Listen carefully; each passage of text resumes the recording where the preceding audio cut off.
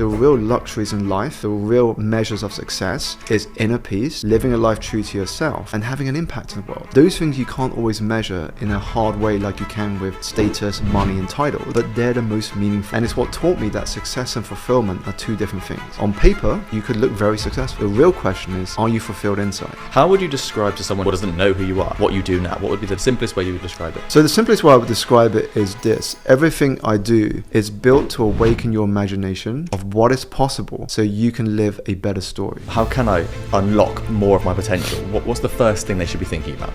Number one is... I really like that.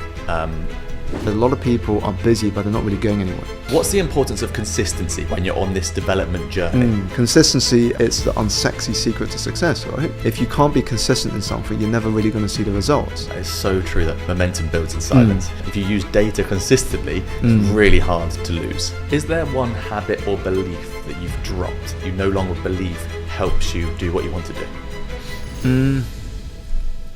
One belief I've probably dropped more recently is probably the belief that you have to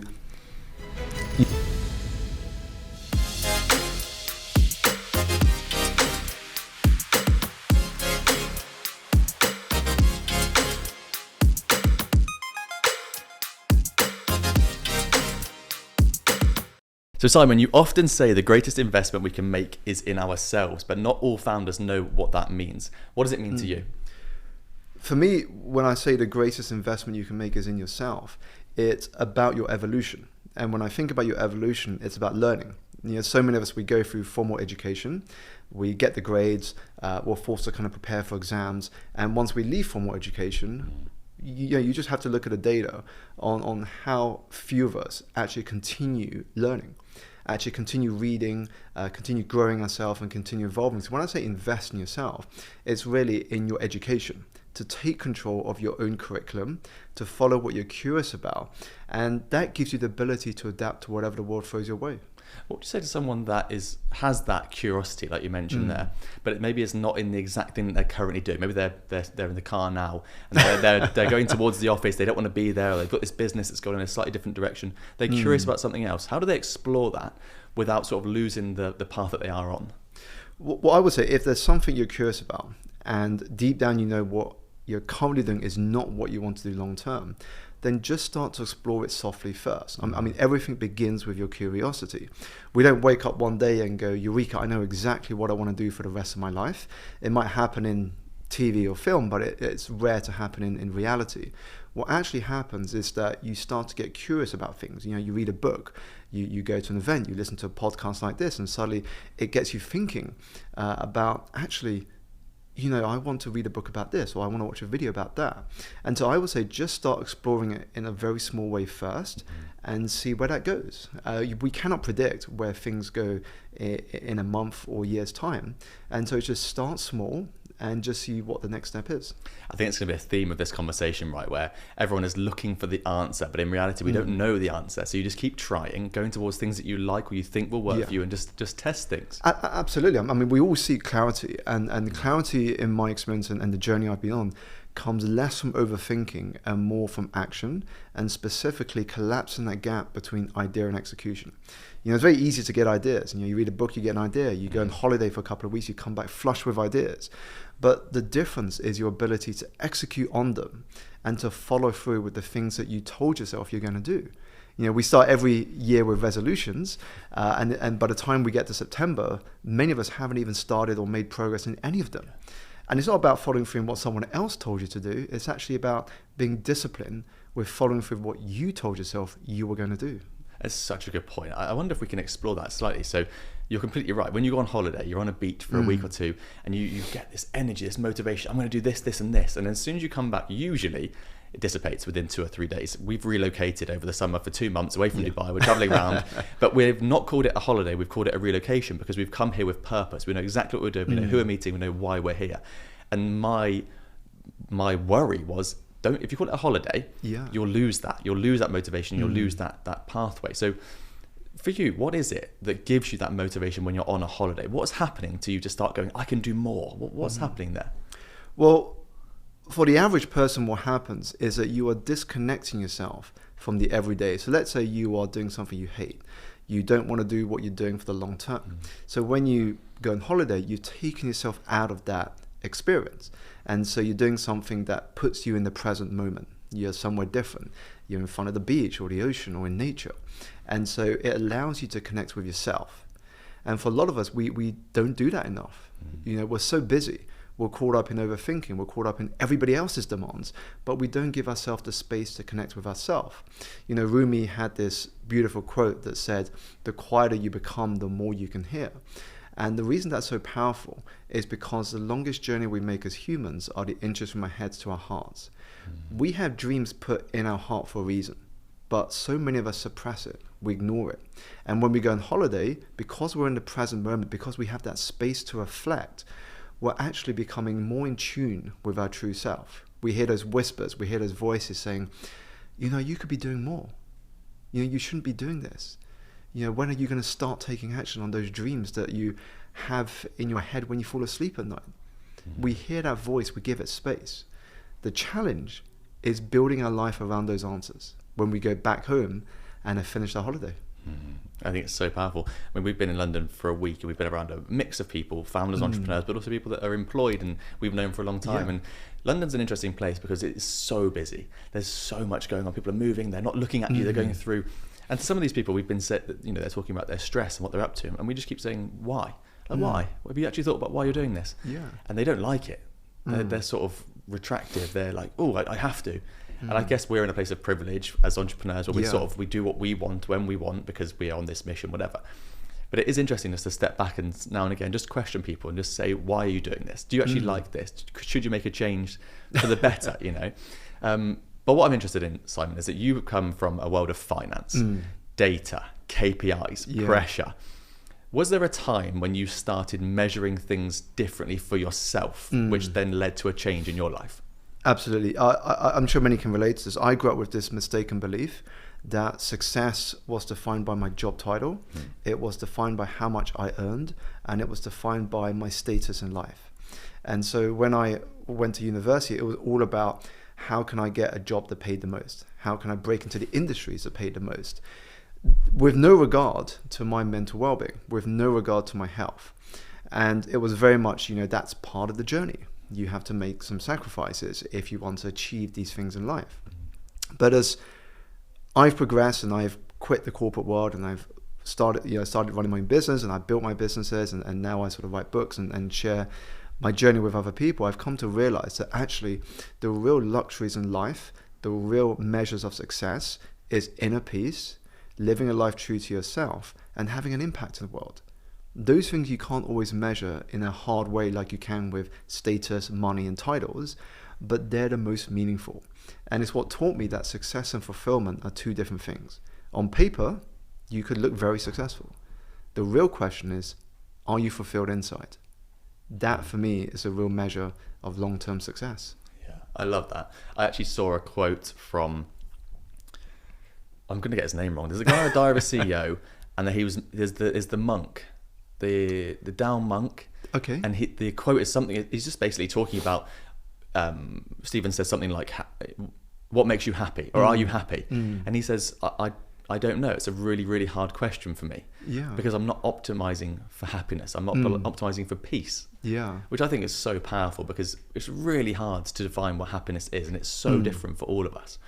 So I guess, you know, you speak a lot about energy. Yeah. Your book is called Energize. Your latest book is called Energize, which has sold a lot of copies. People are so interested in this concept. And I know that you spoke to Ali Abdaal about energy flows. And I'm really interested to understand where that first came to you as a concept. Sure. So it first came to me when I was in the corporate world. So after my first job, which was at Lehman Brothers, collapsed 14 months after I joined, I moved to a hedge fund. What did you do? I know, I keep saying it wasn't me. It wasn't me. I left before it all fell through. Yeah. So I moved to a hedge fund after, and it was a worse position because the hours were longer. I was a junior in a team, a very small team. And so it meant I was the first in the office and often the last to leave.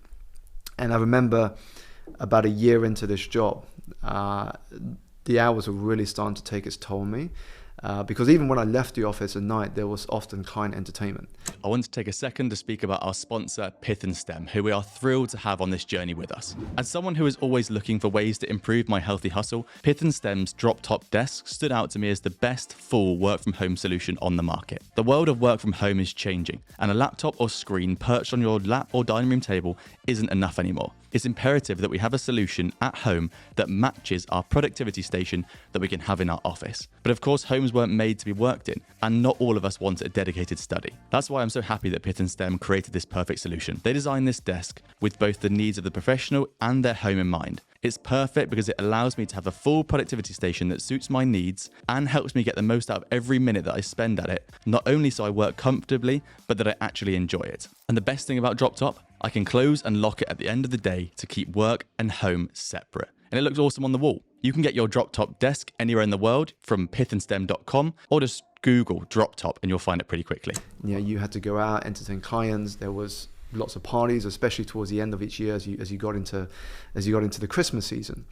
And one time I remember coming home just completely destroyed from excessive drinking and just having too many late nights that I realized that something had to change.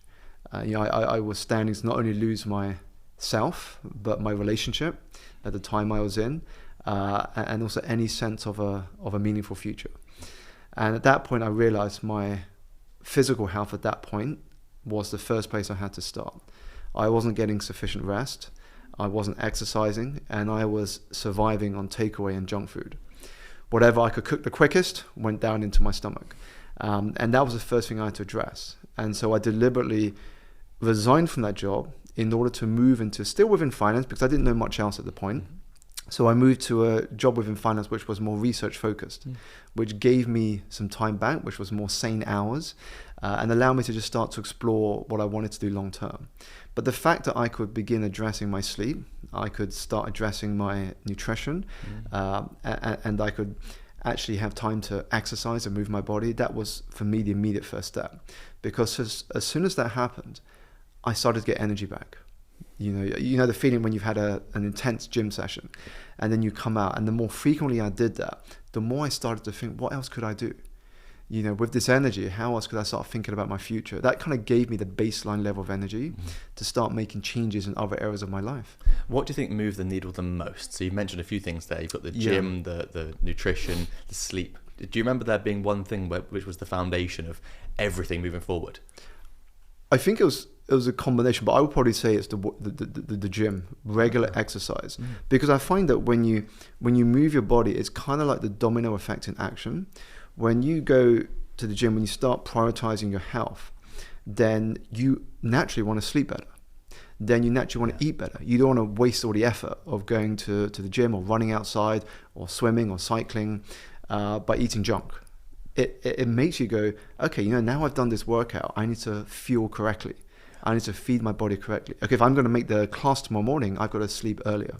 Yeah. And so for me, that focus on exercise was the domino effect in action that set the scene for everything else. And did you start tracking any data to start with, obviously from your sort of analytical mind and job? Was there any part of you that was like, I got 7.5 hours sleep, let's see if we can get that to 8, or optimize my sleep, whatever? Yeah, so not in the way I probably do now. And now we've got all these trackers available, and we've got watches and smart rings and so on.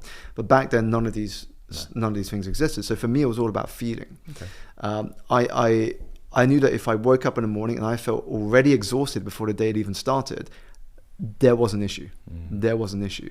But if I woke up in the morning, energized and excited by possibilities, I've had good rest. Yeah. And so at the beginning, it was more about feeling. And the same thing with what I ate. If I ate something, did I feel lethargic after? Or when I ate something, did I feel, I can still keep going in what I'm working on?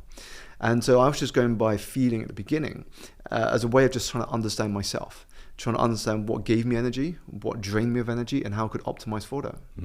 You're a very well-renowned coach, international coach, and I find it really interesting, the coaching space, because we touched on it before we started recording, that some of your close friends have almost jabbed at you to say, let's not make this fluffy, let's make this clear, make this really clear, which is what you're amazing at. So I'd love to get into that in a second, but firstly I'd love to understand how coaching came into your life. Sure. Did you get coached first, or what was your first interaction with what we'll now call or define as coaching? Yeah, my first exposure to coaching was back in university. Okay. So second year of university, as most people do when they attend college, they want to earn a side income, help pay for the bills, help pay for student accommodation and so on.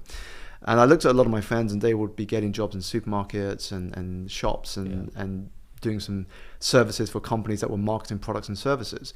But for me, I had quite a fortunate opportunity to join someone who was building a careers coaching company. So what he was doing, which was very niche at the time, was that he was targeting universities across the country, so like the Oxbridge, LSE, UCL, King's College, some of the top universities in the country, and helping them land jobs in the city. Now, at that point, I hadn't landed a job in the city, but he saw me speak. And he's a Simon, you speak very well, you communicate very well, and I think you have a skill that can help people land their job in the city by interviewing better. And so that was my side income at university. I started getting paid by his company to coach people on how to sail through their interviews, on how to interview well, present well, and pitch themselves in a stronger way. And I continued doing that even when I started in the financial industry. And it got to a point where I was questioning myself. I was saying, like, well, why am I doing this? Because it's not really paying me that much. I mean, my job is my main income, but I'm still doing it. And I realized it's because I really enjoyed having an impact on people's lives. And so that began to evolve over time, because when I was looking beyond the financial industry, I said, well, I don't want to do this forever. What is it I do want to do?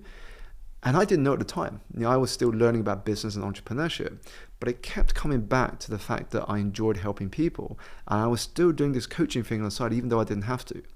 And so one weekend, my now wife, she was looking through her Facebook feed and she saw an advert come up saying 2-day coaching experience weekend in London, about how you can start coaching other people, the skill of coaching, and whether it's the right business for you. And I said, well, there's nothing to lose because it was free. The only thing I would lose is my time on a weekend. So I went along with an open mind. And by the end of that weekend, I remember saying to my wife, I think I'm going to apply to do this qualification on the side of my job, because I came out of it and I thought this was a skill that if I understood how to use it, I could really influence not just my own life, because I can learn concepts I could apply to myself, but I could also impact other people's lives. And that for me felt like success. Giving back to other people, serving other people, so you create a legacy in terms of your ripple effect of positivity or impact. Yeah. And even in those early days when you're helping people get jobs in the city, Yeah. the fulfillment must have been so high, perhaps compared to the corporate job that you then went into, because you can literally see A to B the change that's happening in their life. Yeah, I mean, for me, nothing beats that feeling. When you get a text message or WhatsApp message back from someone saying, I just got the job, I've got 5 offers to choose from.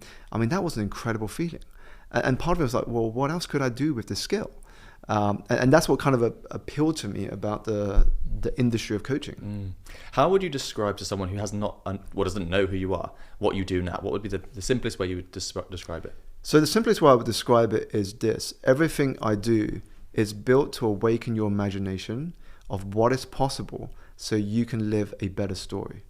Now that's how I would introduce it, because fundamentally that's what we're looking for.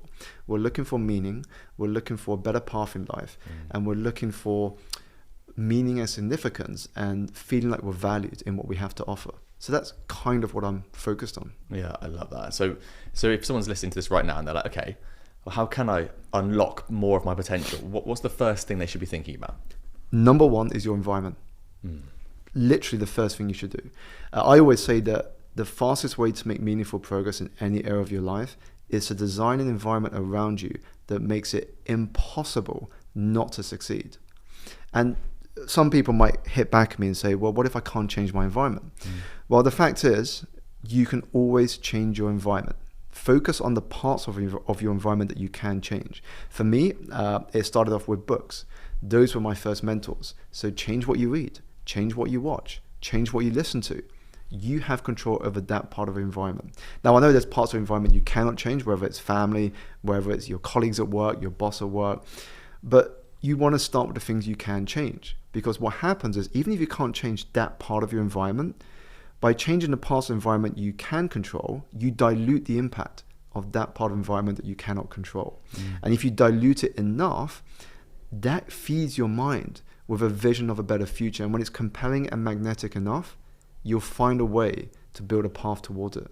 Does that go back to what you said earlier about curiosity as well? So if you are a founder, Yeah. and you're really interested in a certain area, maybe your business is fine, whatever it might be, Yeah. but you're curious about something else, you can just change your environment to look at a certain set of books, or maybe it's even deeper than that. It's the author and the sort of life that they lead. Absolutely. I mean, we're in a very privileged time in the fact that we have access to resources at our fingertips.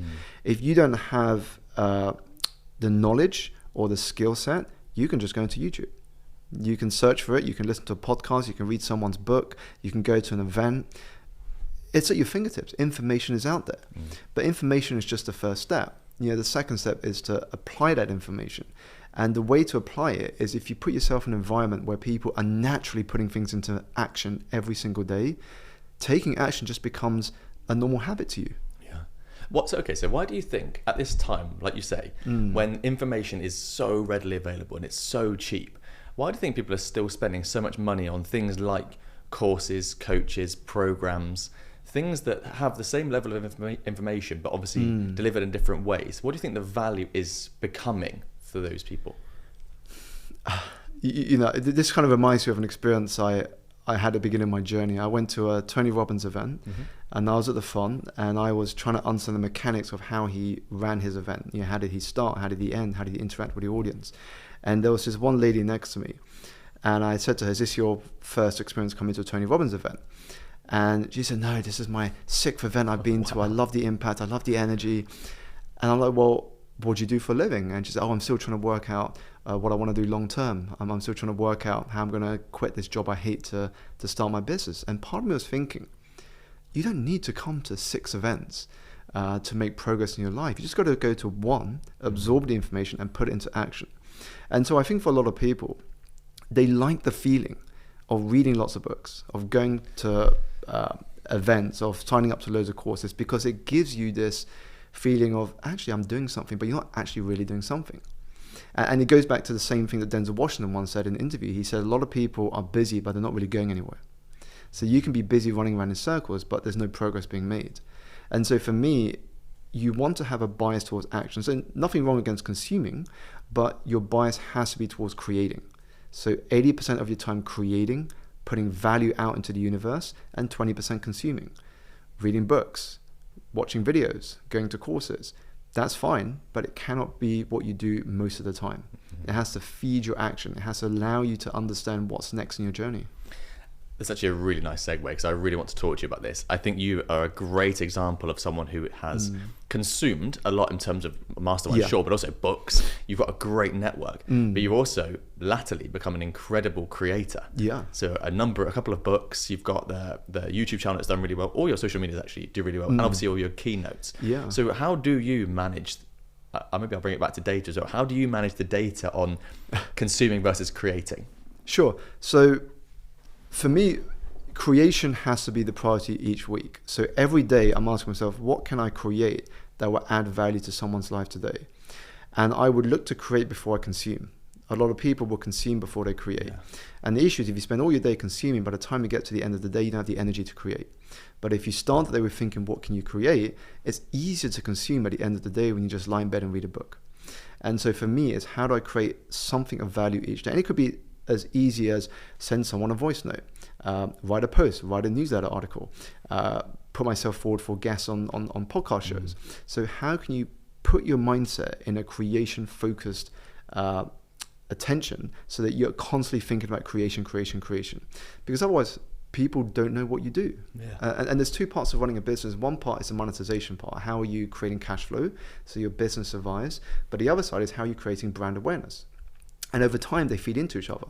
The brand awareness piece doesn't pay you straight away, but in time, that allows you to raise your fees. That brings audiences into your network, into your ecosystem. And that's what creates loyalty and ambassadorship. And so you really got to focus on the 2 sides. And the brand awareness only happens when you're creating.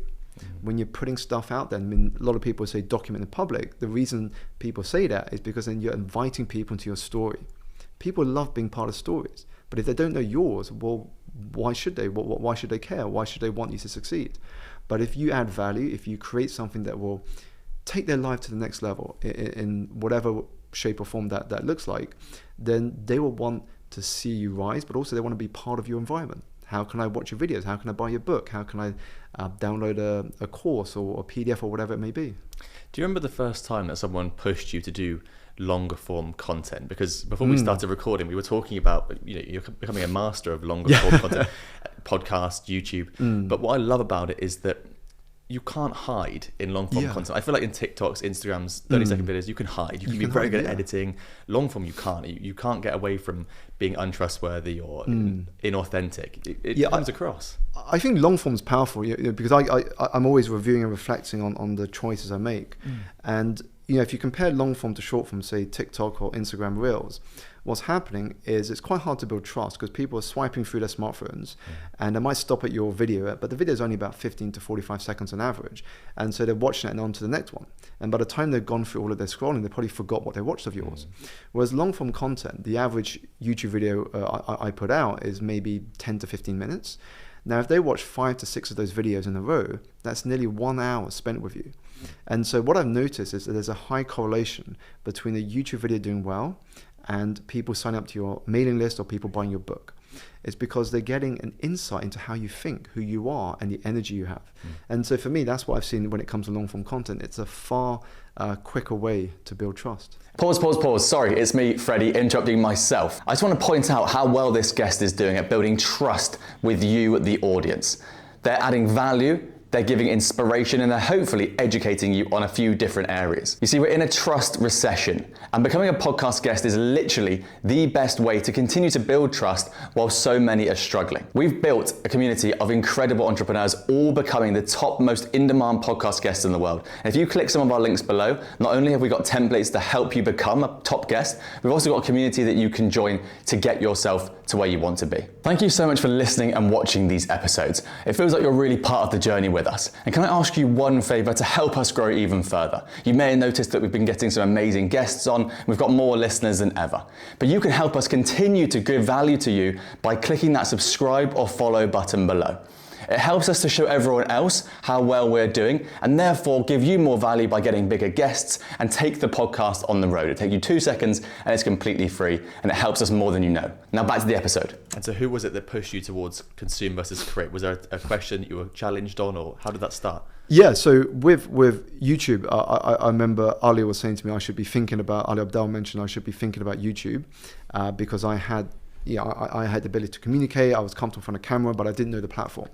But when I look at all of the other steps and how I've evolved in the journey, for me, there's this concept called starting from zero, which means that every year, once I've got to the end, I start the new year from zero again. And it's an antidote to coasting. It's an antidote to ego. Because what happens is that, let's say you finish a year on a high. Your ego can take over and say, I'm going to chill for a bit, I'm going to coast a bit, this is going really well, and you can easily fall into the trap of living in your comfort zone again. So for me, I finish a year and I go, okay, I'm starting from zero again. What are my challenges to take me to the next level? And so each year I'm giving myself a challenge. So one year it could be YouTube, for example. Another year it could be growing a mailing list. Another year it could be taking my speaking to the United States and so on. So you're constantly giving yourself a new challenge as if you're starting from scratch again. And what that does is it keeps you hungry. It keeps you focused, it keeps you learning. And the way I describe in my book, it's like embracing a white belt mentality. Now that's important because in martial arts you have a belt system and you go from white belt to black belt. But studies show that once people get to black belt, they end up training less because you can now say to your peers and your friends and family, I'm a black belt. And everyone applauds you, everyone claps, and then you can kind of look smug saying you're a black belt. But there's less incentive to continue training because now you've achieved the black belt. But when you operate in a white belt mentality, what happens is you're always learning. You're operating from humility, not ego. And that means there's always so much to learn. And that's how I've evolved in my journey. I could have just stuck as being a coach for my whole entrepreneurial journey. But I've gone through the different identities of coaching, speaking, author, creator, and I'm sure I'll be evolving again in the next couple of years. And I think it's also knowing that the world is changing. And how do I be ahead of those curves in order to remain relevant? In the same way, musicians have to remain relevant, otherwise their career finishes. In the same way, actors have to evolve in the films they star in order to remain relevant to their target markets. And so it's something I keep having to think about myself. How do you remain relevant? Yeah, exactly. Yeah. It's really interesting you bring up ego. I've done a lot of thinking about ego this year, 2025, because we're all in this game of attention, really, as entrepreneurs. There's a big part of it is brand awareness, like you say, marketing, PR, whatever you want to call it. And so I put myself forward into a sport I've never done before, Brazilian Jiu-Jitsu. So you've got to start with a white belt, and you're driving 2 or 3 times a week to a place where I know I'm going to get beaten up by guys who have been doing it for longer than me. But I wanted to do it as an ego check. Like when you start to grow a business, you start to think, okay, this is going well. I'm getting attention. This is happening, whatever. Revenue is linked to that, whatever. But I think it's really important to not only keep your ego in check, like you said, but also just to understand a bit more around it. Yeah. And so if you go a couple of times a week, like you're saying, with the white belt mentality, literally with my white belt, where guys 30 kilos lighter than me and a foot shorter are tying me in knots within 30 seconds, it's a really good way to then understand, okay, you know, you can learn something from absolutely everyone. And here's the great thing about this. Is that your speed of progression will actually be faster. You know, it's like the famous anecdote I share with a lot of my clients is that if you want to learn how to play tennis, imagine if you got 2 people wanting to learn how to play tennis and they're of equal skill set and they've never played before.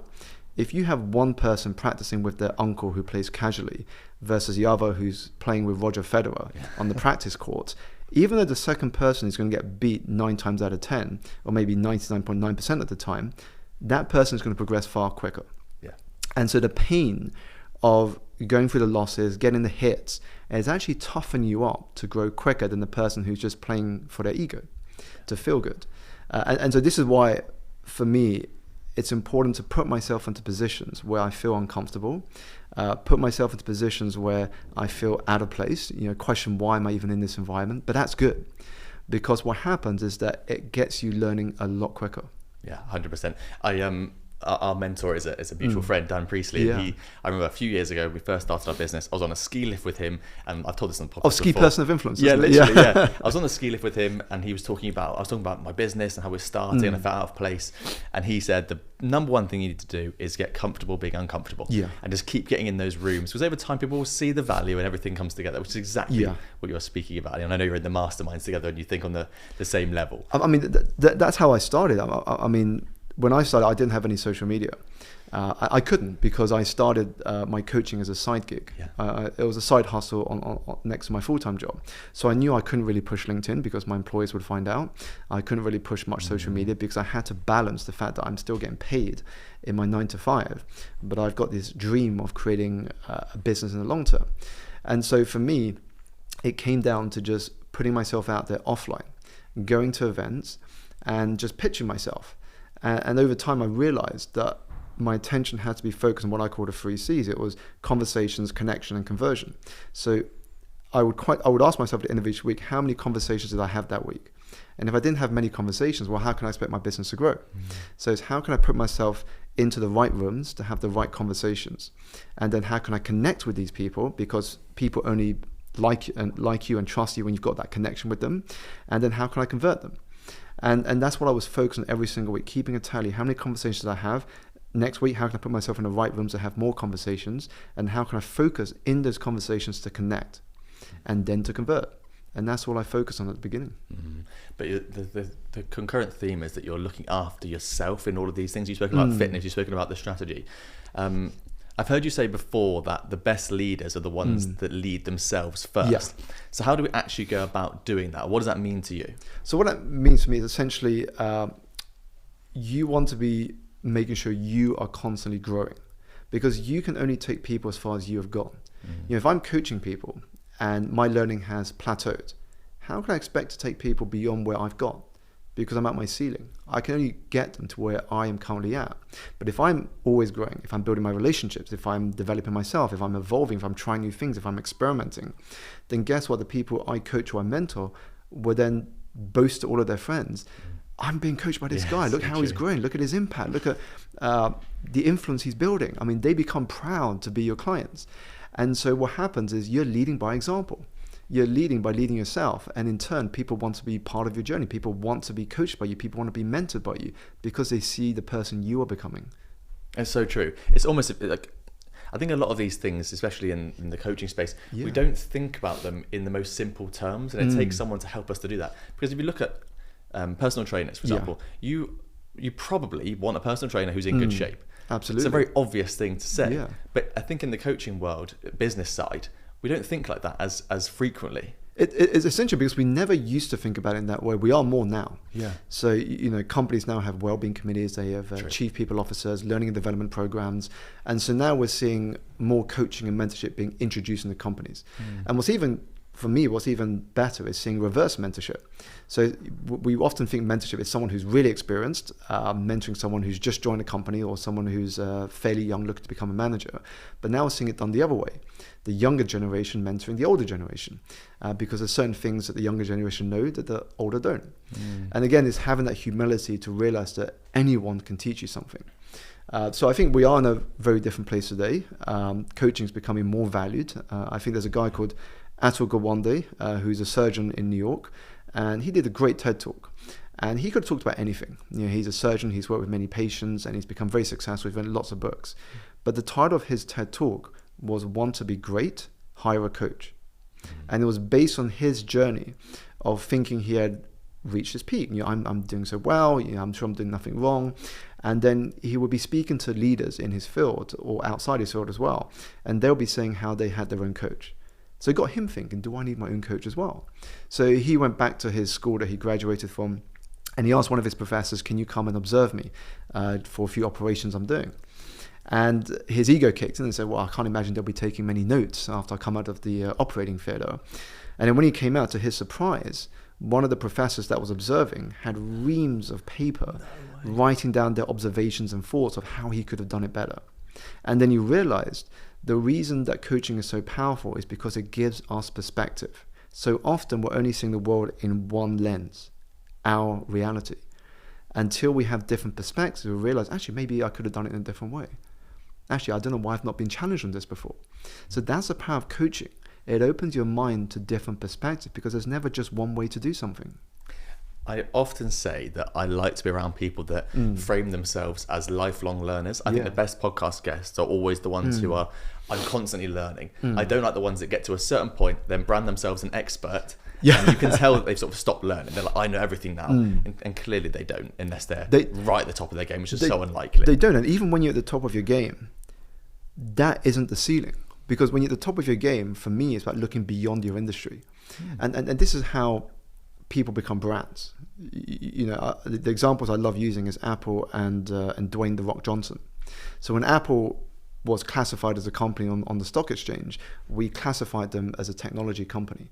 Yeah. Fast forward to today, they're doing watches, televisions, phones. Would we still say they're a technology company or more of a lifestyle brand? When Dwayne "The Rock" Johnson started his career, he was a wrestler. That was his title, I'm a wrestler. Fast forward to today, he's a producer, he's a director, he's a businessman, and so on. They're brands. They've transcended their title. And so for me, that's how you move beyond your industry, is when you've hit the ceiling in what you do, you become the best you can, look outside of your industry and think, how can you collaborate, connect, and give birth to original ideas so you transcend your title? I mean, it's how I did my book launch. I didn't just go buy my book. I partnered with, say, the Connaught Hotel, where they created a cocktail named Energize. So you could order that at the bar at the Connaught Hotel, which at the time was the world's best bar. We did one of the world's first book launches in the metaverse by partnering with a metaverse education company. And then we partnered with a celebrity chef to create a one-of-a-kind experience, a 6-course menu in which each course was inspired by a theme from my book. And so this got people's attention, this got people talking, but it transcended just being a book. And so that's why it's so important to not just focus on being the best in what you do, the best in your industry, but how can you be different and original by looking outside of your own industry. Yeah, it's so clever to think of it like that. And also, earlier on you talked about environment. So getting around people that are at the same level. I know you've got an incredible network. You've already mentioned Ali Abdaal, Stephen Bartlett, Dan Priestley, Simon Squibb. You guys, I know, speak a lot about energy, protecting your time, thinking in the ways that you have there. How do we transcend our brands and become bigger, but actually better for everyone. What is it that you think in that level of entrepreneur or person that people who are on the ascendance up to building their brands aren't quite thinking about? What are they not quite doing that the people who are will brand them as at the top are doing? Well, for me, when it comes to energy, there's a couple of things. First is when we think about business, people do not buy your products, your ideas, or your services as much as they buy your energy. They're buying your energy. You know, Maya Angelou said it best when she said, people will forget what you did, people will forget what you said, but they will never forget the way you made them feel. And that feeling is a transfer of energy. So when you have a conversation with someone who's passionate, you know, who really believes in what they're doing, who's kind of like, you know, this is what I'm up to. If you want to join me in it, great. If not, I'm still going to do it because this is going to happen. That's infectious. That energy is infectious. So that's the first thing. People don't buy your products, services, or ideas as much as they buy your energy. And that's why people will say, I love this person's attitude. They need to be on my team. You can always teach a skill, but you can't teach that passion and energy. And the second for me is when you have clarity on a vision of what you want to achieve, that naturally energizes you because you know what you're working towards.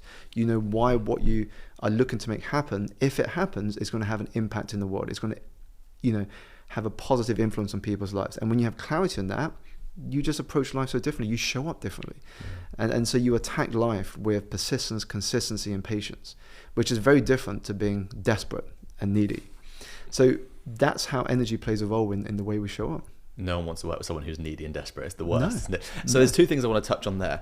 I'm really interested in your philosophy for setting a vision. So how do we understand what our vision should be? Because it's a very scary thing for a lot of people. Everyone says they want to help 10 billion people, not realizing there's not that many people on the internet. It's very frustrating. And the other part is the book launch. I want to touch on the book launch, but I'm interested if I can put them together and say, what was the vision for the book launch? So the vision for the book launch was just to get into as many hands as possible. I really believed in the product. I really believed that if people read it, it would have an impact on their lives. I also knew at the time that the book was coming out, I didn't have the biggest of following. And so I knew that I had to be creative. And for me, that's an advantage if you think about it, because a lot of people might say, I don't have the resources, I don't have the money, I don't have the capital, I don't have the team. But for me, it's when you are short on resources, when you don't have much capital, when you don't have a team, when you don't have a huge following, it's actually a good position to be in because it forces you to think different. It forces you to get creative. And especially if you've got a vision that you're working towards, you will come up with ways to make it happen. And that's what I did. So I started thinking different. I acted in very bold ways. I got creative, looked through my network and said, who could I collaborate with? What could we create together? And I just put it out there. And the thing is, sometimes just asking, you never know what can happen. But most of us don't even get to that stage of asking because we've already decided it's not going to happen. It's not going to work. So I just would ask a lot of people, hey, can we catch up for a drink? I've got an idea of how we could collaborate. Would love to get your thoughts on it. And would just have as many conversations as I could just to see what would happen. So if someone's listening to this and maybe they're not writing a book, but they've got a business or they've got something and they want to set a vision, how do they go about it? How should it be? Not too big, not too small? What is the first question to ask yourself is, what would this look like to me if this were successful? Cool. And it's a good question because it forces you to begin with the end in mind, but also because it's so subjective, it gets you to reflect on what your own metric is. For some people, success of launching a product or a book would be sales figures. For some, it could be whether they've marketed the way they wanted to. For some, it could be whether they've got the testimonials they wanted to, whatever the metric is. But you have to know ahead of time what that metric is. Otherwise, how are you going to know if it's successful? And so for me, that's the first question to ask. How would you know that this would have been successful for you? Now, if you broaden out the vision to your life in general, a great exercise I ask people to do is to imagine you are 80 years old and you've just been featured in your favorite magazine. So let's say if you're an entrepreneur, it could be Forbes magazine. Forbes have just commissioned doing a feature-length article about your entrepreneurial journey. What would you want to see written about your journey in this article? And write it as if it's already happened. And so I get people just to open up a Word document and just start writing the article as if it's already happened. And what comes out of that will give you clues as to what that vision is for yourself. I really, really like that. Not long ago, we were in Dubai and I was talking about maybe changing the car over. This is an anecdote, of course, but I was talking to some friends about I might change the car. We've got a 4x4, maybe we'll get something smaller, Yeah. about 2-seater, whatever. And one of my friends said, oh yeah, he loves cars. This is great. Who you trying to impress, men or women? And immediately I was turned off by the entire situation. Yeah. Because that was not my intention at all. I just wanted to change it for I don't know, just for myself. It's a bit something to look at. But I think to your point there, when you're doing it for, or when it's put to you that it might be a reason maybe you're not congruent with, it becomes less interesting. And for me, it becomes less aligned with my own values as well. Yeah. So my opinion is that like your vision needs to be a stretch perhaps, but it also needs to help people, and it also has to massively align with your own philosophies and your own values. I've been through a phase, to our point about books earlier, reading lots and lots of business books. I love reading business books, but I've really stopped at the minute reading these books where there's not enough meat in them. You know, when someone writes a 200-page book, but you're like, just about one idea. There's not a lot in here. Yours is not one of them, by the way. And I've gone back to stuff like Charlie's Almanac, Charlie Munger, because there's so much depth of thinking in there, so much philosophy, and you can see the entire vision of what he wanted to achieve. And it's not about trying to sell something. It's not about this and that. It's just so in depth in terms of its thinking, which I think is very similar to how you approach your business and your life. It's so true, because if I go back to what I was saying earlier about, you know, conversations, connection, and conversion, when I think about the connection and the conversion, a lot of people think connection is about, I tell you what I'm doing, I'm pitching my service to you, I'm trying to sell something. Connection is not about that. Connection is about listening. It's about collecting data. How can I get to know this person? So when I speak to them, I speak in a language they understand. I really understand what it's like to be in their world. I empathize with them. That's how you build connection. And when it comes to conversion, we always talk about upselling and sales process and funnels. For me, it's about serving. So you're kind of thinking about it in a different way. So when you focus on serving, not selling, that's ironically how you sell. So when you've got the data of, they told me all of this about them, this is their problem, this is the challenge, this is their pain points, how do you serve them so well that the only thought left in their mind is either, how do I work with this person, or I know people I can refer to this person. Yeah, exactly. And so if there's someone sat at home now, or whatever they're doing, listening to us, and they are cynical of coaching, because people are so nervous. We already said this, trust is decaying at a massive rate. People are so cynical of coaching, and as soon as they hear the words life coach, immediately they go, oh, there's no data, there's nothing behind this, I'm going to lose my money. How would you combat that? For me, it's simple. If you've never experienced something, it's easy to be cynical. It's like more of a humorous example. My wife would often say to me, I don't really like watching football. And then I took her to a football match one time, and she loved it. She loved the atmosphere. And what that taught me is that the concept for her experience of watching football was watching on television. And for her, that was boring. But the energy of being in a stadium, hearing the chants, hearing the atmosphere, the build-up, the tension, the goals being scored, the celebration, that's something you can't go for unless you've been there. And it's the same thing with coaching. You can think, if you've never done it before, just like when you've never done any activity before, there's no reference points. And so for you in your head, it's quite abstract. And if you've never experienced something before, you make your judgment of something based on other people's opinions.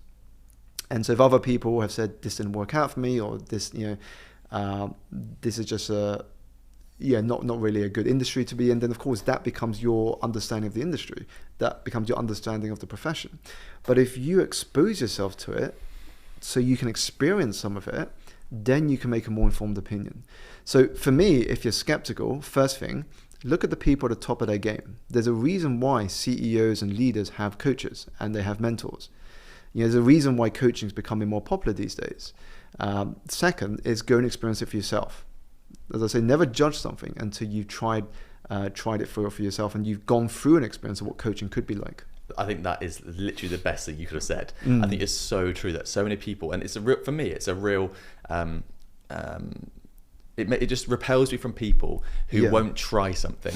So even if they're like, I don't like fish. When was the last time you tried fish? Like 10 years ago. That really upsets me, because I'm like, you have no idea. That's probably just a memory. You might try it again, you might love it. And I think it's really worth trying. Out of interest, which football game did you take your wife to? It was a Tottenham Hotspur game years ago. That my you friend mentioned, you mentioned celebration, so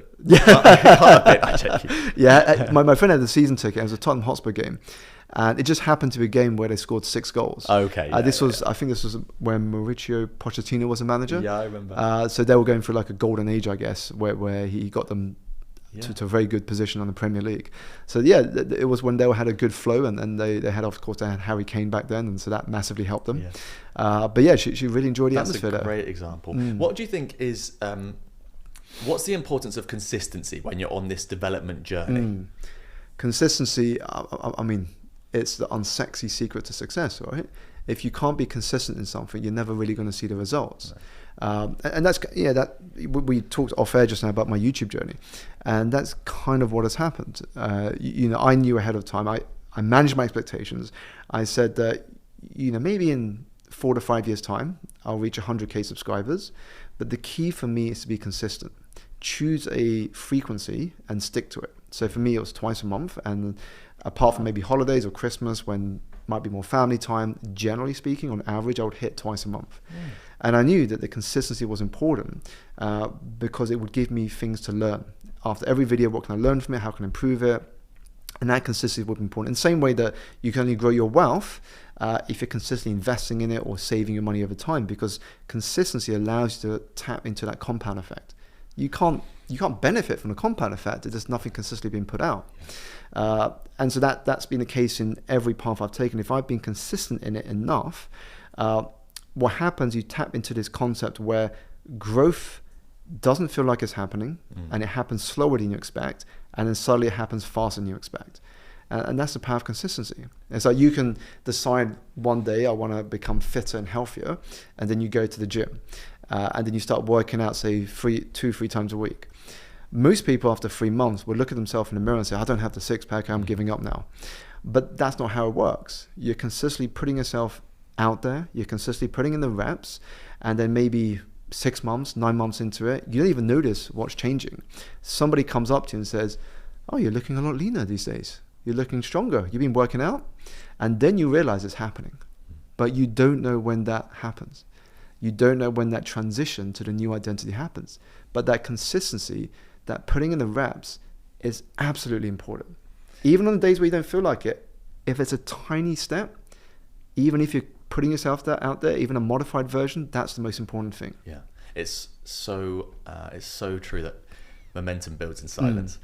I quit my corporate job 3 years ago, almost to the day. Yeah. And just being consistent has been the absolute, vitamin C tablet to the entire journey that we've been on. Just keep that cadence. And to the point about YouTube, I really do want to jump into this because you've not only done it once, 0 to 100,000, you actually did it twice, because your wife did exactly the same thing, both in less than a year, right? And you are friends with Ali Abdaal, but there's no cheat code there. He can't do anything for you. He just can say, it's consistency, Simon, just do it. So what would you say, obviously consistency is a part of it, but what else has helped you on that journey to building up that YouTube channel that you've now done so well on? So I would say the first thing is, the analogy I'm going to use is like learning a language. Okay. Let's say I want to learn French. I can go to a French class, I can watch French television and film, but ultimately, if I want to be fluent in French, I have to go and visit the country. I have to practice the language, I have to speak to people in the street and understand all the informalities of the language, the colloquialisms, and so on. And it's the same thing with YouTube. I can watch the videos on YouTube, I can read about people's YouTube success, but in order to immerse myself in it, I've really got to embed myself in the system. And so what that means is I have to understand the strategies and the skills in order to grow the channel. And one of the first things I did is I realized that I couldn't research on my primary channel because I was watching trailers for films, I was watching kids programs because I got a 5-year-old daughter, and so the algorithm would be feeding me quite random stuff onto my newsfeed. So the first thing I did is I created another YouTube account, and I would then put links of what I would call outlier videos, videos that performed really well for people who had quite low subscriber count. So for example, somebody who has 25,000 subscribers got a video that clocked 1.5 million views. Great, take the link, put it into my second YouTube account and watch a bit of that video. Now what happens is it tells the algorithm to send me more videos like that. So that became my research channel. So I would log into that second account, look at my homepage and see, some of these other videos are looking quite interesting, let's give them a watch. And I would keep telling the algorithm to send me more videos like that. So that became my research process, because I understood that when it came to doing well on the channel, you had to focus on three things: packaging, premise, and then sort of the, what was I going to say? Yeah, the packaging, the premise, and then sort of the content of the video. But I had always had it the other way around. So I would always start it on the content. Yeah. I'd always go, I've got this great idea, I've got this great topic I want to speak about, and then I put it out there and it'll be crickets. And nobody would be watching it. Maybe a couple hundred views from friends and family and clients. Yeah. And that was it. And I realized I had it the wrong way around. So I had to start with the packaging first, before I even thought about the content. And so packaging is, what is your title for the video going to be? What is your thumbnail going to look like? And what is the first minute going to sound like? That became the key focus for me. Content would always come after. So to give an example, when I was looking through the videos that were doing well, there was a template that I saw getting people lots of views, which was give me X minutes and I would do Y. So for example, give me 10 minutes and I will eliminate your fear of failure. So then I thought, that's a great template. So then how could I create my version of that? I could maybe change the topic. Obviously the minutes would change depending on how long my video is. But I could then build my content around that. So that's what I mean by packaging became the first thing to focus on. Yeah. And then before you even think about the content, you think, well, what could be the thumbnail image that would relate to my content? Yeah. So you build all of that first. It's kind of like the wrapping paper. And then you put the content inside the wrapping paper. Because you could have the best content, the best idea to share, but if no one's going to click on it on their newsfeed, there's not much point spending all of that time developing the content. And it's kind of doing YouTube kind of taught me about business in a way as well, reminding me about a lot of things about business. Again, you can have the best product or service, but if nobody knows about it, nobody's going to buy from you or talk about what you do. And so again, for business, we call it marketing. It's the same thing here. How are you going to market that video through the packaging? And then the premise for me was all about the structure. Is this going to be a listicle? Is this going to be a motivational style video? Is this going to be a storytelling video? Is this going to be an interview style video? And then the last one was the content or the presentation of it. How am I going to present it? And presentation is not just your speaking, it's your editing. It's how you're going to keep them engaged throughout, how you're going to retain them throughout. It could even be something as simple, if you stay until the end of this video, the final point we're going to touch on may just change your life. And so how are you going to keep them engaged throughout? So when I started working on those areas, starting first with packaging and then the premise and then sort of the presentation, the next step was just learning from it. Test, experiment, and then just learn from how the video does. And then be consistent. Take the data, because you recently had a video that's nearly touching 4 million views, I think. Yeah, so quite lucky that video was called I'm 40 if you're in your 20s or 30s, watch this. Yeah. And so I published that on my 40th birthday, September 2024. And it's funny because only one video had been published before that with a similar title. So I thought, I kind of like that title. Let me give it a shot, because I talk a lot about life lessons and advice that I would share with my younger self. Why don't I package that in that sort of title? And so I did it, and then within 3 weeks it already went for a million views. That was quick. And now it's nearly 4 million views. But that became my viral video, and it powered the channel through the 100K. I think that video alone contributed over 77,000 subscribers on its own, one video, which was insane. I mean that's over 50% of my current subscriber count. And so that showed me the power of consistency, because you never know which one of those videos ends up becoming your viral video. It's kind of like filling in a lottery ticket. You just fill in your lottery ticket each week, and most of the time none of it will fly, or you won't win anything from it. And then you get that one time where maybe you might win a few dollars from the lottery, but you don't know which one of those tickets it will be. Absolutely not. And what I love there is that this whole conversation's really been around data and consistency in different guises. So in coaching, or in the book, or in the launch, or in YouTube, it's all actually a very similar premise, isn't it? Yeah. The theme has to be that if you use data consistently, it's really hard to lose. Yeah, you got to listen to what the feedback is telling you. I mean, the feedback is objective. It's like when you use a health tracker, you slept, I don't know, say 7 hours. Now you can't argue with the data. The data says 7 hours. I mean, you can say, oh, it's because I had holidays, so I could sleep longer.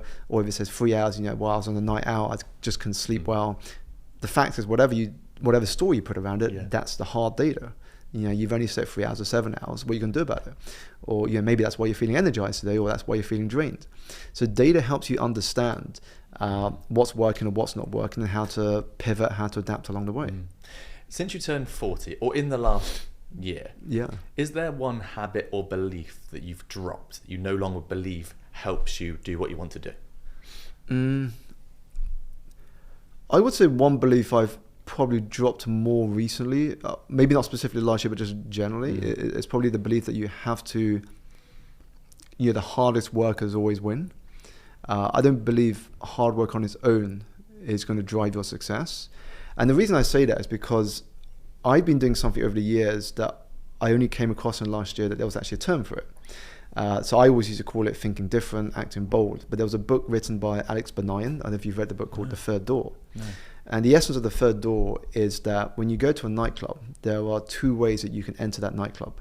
The first is through the main entrance, when 99% of the people will queue up, go with a group of friends, hope the bouncer lets them in, and then pay their ticket and enjoy a nice evening.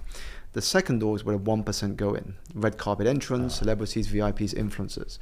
But there is always a third door if you're able to create it. So it could be because you have a mutual friend with a manager, or you might know someone in the cleaning team who gives you a key to go through the side entrance. And so the premise of his book was looking at success stories across all disciplines and discovering that the majority of them had this ability to create third doors. So for example, one of the stories they talk about is how Steven Spielberg became Steven Spielberg. Because if you look at the typical journey of a filmmaker, you have to go to film school, maybe you shoot some hobby videos, you try and get them into festivals, you hope you get noticed, and then you go through some trials, they give you a sort of a short-term contract, and then you prove yourself, and that can take years. So what Steven Spielberg did is he went on one of these tour buses into the studios, and instead of going back on the tour bus when he exited the studios, he actually stayed behind, and he would network with these directors on set, and eventually he managed to get a couple-day pass onto the studio set, and he would use it to again network with people to get his film out to the people in power. And he ended up getting Amblin, which was his short film at the time, seen by some of the top directors there, and they said, can we shoot this? Can we put this out to a bigger market? And so what I was doing all the time in my journey looking back is I was constantly looking to create third doors. And that's why the belief I've dropped over time is hard work is going to get you successful. Hard work's important, but I think what's more important is your ability to create third doors. And so, I'll share a couple of examples. One is I remember going to Marie Forleo's book launch. This would have been middle of 2019. And I knew at this book launch, I wouldn't have a high possibility of talking with her or having much airtime by the time she finished her talk and signed the books. And I thought to myself, well, the next best thing I can do is sit at the front row or as close to the front row just to connect with the people there. Because I've often found that people we meet on the front rows tend to be far more interesting. Either they're working with Marie, they're working with the event team, or they could just be people who I've classified as VIPs. And at the end of this presentation, while Marie was signing books and there was a big crowd around her, I connected with a few people, and one of them happened to be, which I didn't know during our conversation, Marie Forleo's hairstylist. And so I just sought to add value, and we connected on Instagram. And then a couple of years later, about a day before, I think day or two before the cutoff for the endorsements to be printed in my book, I dropped him an Instagram direct message and say, hey, the publishers have reached out to Marie, but she probably hasn't seen it because she gets so many emails. Can you put in a good word if you're okay to do so? And she said, sure. A couple of days later, it was like, she'll reply with an endorsement. No way. Watch out for the email. It's going to be coming in the next 24, 48 hours. And so that was me creating a third door. And so it's how do you create third doors in your journey so you can almost make a quantum jump ahead from where you are to where you want to be. So years become months, or decades become years. That is such a good bit of advice. Always find the third door. Usually at this point, I would say, where can people find you online? But the third door seems to be YouTube right now for you. The YouTube or the book, right? Yeah, so YouTube, book, Instagram, or LinkedIn is my primary sort of platforms I'm on. So yeah, if people are present on those, and do find me on there, give me a follow, and if you have a question on the back of this interview, then feel free to shoot it over. Perfect. Thank you so much for your time, Simon. It's been really, really insightful. My pleasure.